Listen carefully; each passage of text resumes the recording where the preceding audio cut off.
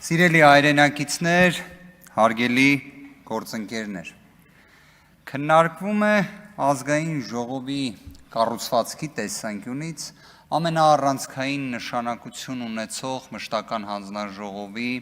նախագահի թեկնածության հարցը։ Նախքան մշտական հանձնաժողովի բուն գործունեությանը եւ դրա շրջանակներում ներկայացված հարցերին անդրադառնալը, ուզում եմ մի քանի հանգամանքի անդրադառնալ, որոնք որոշակի իմաստով կրկին կապ ունեն պաշտպանության եւ անվտանգության մշտական հանձնաժողովի հետ։ Կարծես թե մի օրինաչափություն է դարձել օգոստոսի 2-ից քննարկվում է ազգային ժողովի կառուցվածքի, ինչպես նաեւ ընտրություններին մասնակցած ուժերից Բարգավաճ Հայաստան կուսակցության ձայների խնդիրը։ Եկեք մի հատ ճշգրտում մտցնենք, որ հնարավոր է մեր հայրենակիցները պատգամավորներից մեկի դիրքորոշումը լսելիս պատկերացնեն, որ այսպես ասած ինչ որ մասշտաբային անհամապատասխանություններ կան, մեկնաբանման տիրույթում հարցեր կան եւ այլն։ Խոսքը գնում է 135 ձայնի մասին։ 135 ձայնի մասին, որը Բարգավաճ Հայաստան կուսակցությունը ստացել է։ Այսինքն ստացել է ընդհանուր առմամբ 58000 գումարած 135-է, ուղղակի Կենտրոնական ընտրական հանձնաժողովը երկու ընտրական տեղամասի արդյունքները անվավեր ճանաչելով հանեց այդ 135-ը եւ ինչպես շատ ճիշտ պատգամավորը նշում էր, վերածեց այն անճշտության։ Արդյունքում ստացվում է ժողովուրդը իր իշխանությունը իրացնելով տվել է այդ քվեն, բայց այդ քվեն վերցվել է։ Այստեղ ինչ կարևոր ու հետաքրքիր հարցել կա։ Ընտրատարածքային ընտրական հանձնաժողովը այդ երկու ընտրական տեղամասերում քննարկել է հանրության կողմից ներկայացված բողոքները, լսել է օրինակ պատգամավոր Վահագն Ալեքսանյանի մտահոգությունը եւ գտել է, որ այդ ընտրատեղամասերում պետք է արդյունքները անվավեր չճանաչվեն։ Եւ արդյունքում Բարգավաճ Հայաստան կուսակցությունը վերածվում էր Բարգավաճ Հայաստան խմբակցության։ Բայց ինչա տեղի ունենում։ Վահագն Հովակիմյանը հիշեցման կարգով քաղաքացիական պայմանագիր կուսակցության հիմնադիր անդամներից մեկը, ով ներկայումս զբաղեցնում է կենտրոնական ընտրական հանձնաժողովի նախագահի պաշտոնը եւ երևի թե հայկական իրականության մեջ կարող է լինել բացառիկ անաչառ։ Ես իդեպ կարծում եմ սա պետաիրավական հարցերի մշտական հանձնաժողովի շրջանակներում կքննարկենք, պետք է արգելք դրվի։ Այս մասով պետք է արգելք դրվի, որովհետև ես չեմ հավատում, որ դուք այն կարծիքը ունեք պարոն Հովակիմյանի մասին, որ իր հետ անցել եք մի 15 տարվա ճանապարհ եւ ինքը ձեզ բոլորին մոռանա։ Դա մարդկայնորեն էլ այդքան ճիշտ չի, չէ՞։ Հիմա ինչ անում պարոն Հովակիմյանը։ Պարոն Հովակիմյանը ասում է, չէ, պետք է անվավեր ճանաչվի։ Այսինքն օրինակ պարոն Վահագն Ալեքսանյանի կարծիքը էլ չի կիսում։ Ասում է պետք է անվավեր ճանաչվի եւ դա այն փուլում, երբ բոլորը հասկացել էին, որ եթե անվավեր ճանաչվի, ԲՀԿ խմբակցություն չի լինի, որ ԲՀԿ խմբակցություն չի լինում, ինչա լինում։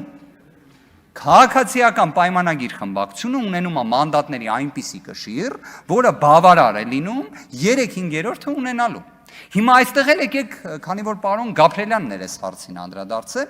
մենք իրավունքի ոլորտում, հատկապես քրեական իրավունքի, հաճախ ունենք սենց մի գործողություն։ Փորձում ենք բացահայտել շահագրգռվածությունը։ Այսինքն ով ունի շահագրգռվածություն կամ ավելի կարճ շահ, որոշ իրադարձությունների տեղի ունենալու մասով։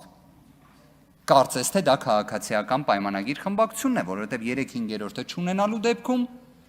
կարծես այդքան էլ հարմար չէր լինի։ Եթե այդպես չի, իդեպ դրա լուծումն էլ կար։ Դա մանրամասն սահմանադրական դատարանում ներկայացրել ենք, դա էլ մի այլ առիթով կքննարկենք։ Բայց հիմա դուք կմտածեք, լավ, այս պատմությունը ինչ է, ինչպես է առնչվում պաշտպանության անվտանգության մշտական հանձնաժողովի հետ։ Այս երկու ընտրական տեղամասերի արդյունքների անվավեր ճանաչելու հանգամանքը ունեցել է հիմք։ Այն վերաբերում էր զինծառայողների կողմից քվեարկությանը։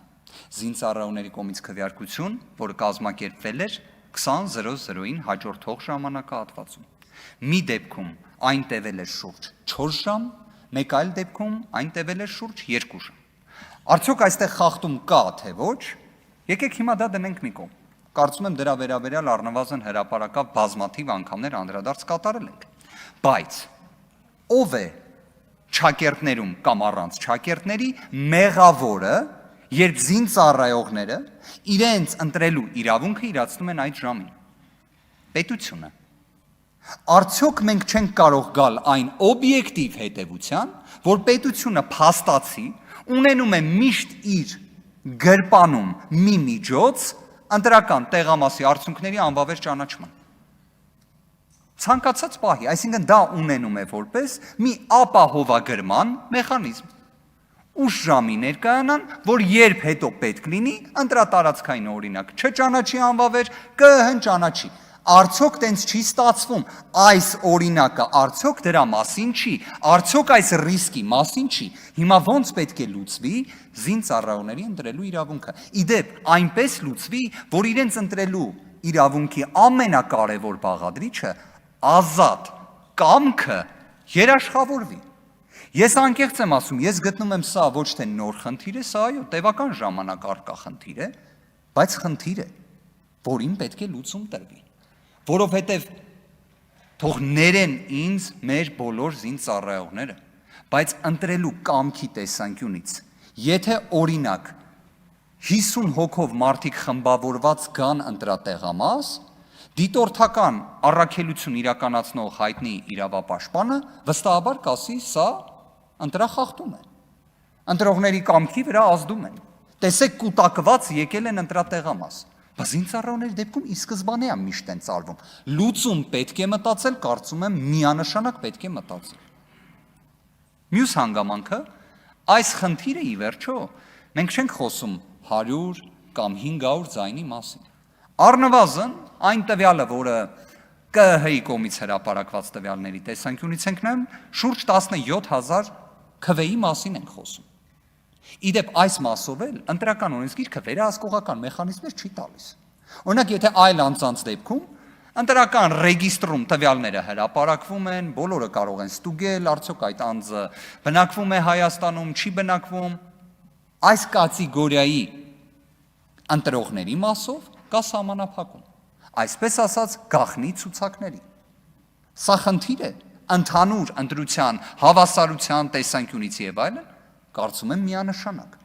Կրկին իդեպ հիշեցման կարգով 135 ձայնը նշանակություն է ունեցել մի խմբակցություն լինի թե չլինի։ 135 ձայնը, այս դեպքում խոսում ենք 17,000 ձայնի մասին։ Ընդհանուր առմամբ պաշտպանության եւ անվտանգության հարցերի մշտական հանձնաժողովի կոնտեքստում հիմնականում խոսվում է զինված ուժերի մասին, բայց այս մշտական հանձնաժողովը իր մեջ ներառում է թե ազգային անվտանգության ծառայության, թե նաեւ ներքին գործերի նախարարությանը ազգային ժողովի խորհրդարանական վերահսկողության տեսանկյունից եւ ելույթի շրջանակներում որպես հարցադրումներ, որոնց կարող է նաեւ նախագահի տեխնացուն անդրադարձ կատարի իր ելույթով, կարծում եմ կներկայացնեն երկուս։ Ազգային անվտանգության ծառայությունը արդյոք չպետք է իր կառուցվածքում բոլոր դեպքերում ունենար արտաքին հետախուզության ծառայությունը, թե ինքնին դրա որպես առանձին մարմին ձևավորումը, այսպես ասած ծայրահեղ անհրաժեշտություն էր։ Ի վերջո ազգային անվտանգության ծառայությունը ինստիտուցիոնալ իմաստով առավել քան ձևավորված կառույց է։ Արտաքին հետախուզության ծառայությունը, որը նոր է ստեղծվել, դե ինչպես նշեցինք, նոր է ստեղծվել։ Արդյոք այն մարտահրավերները, որոնք կան Հայաստանի Հանրապետության առջև, համաչափ են նրան, որ նշված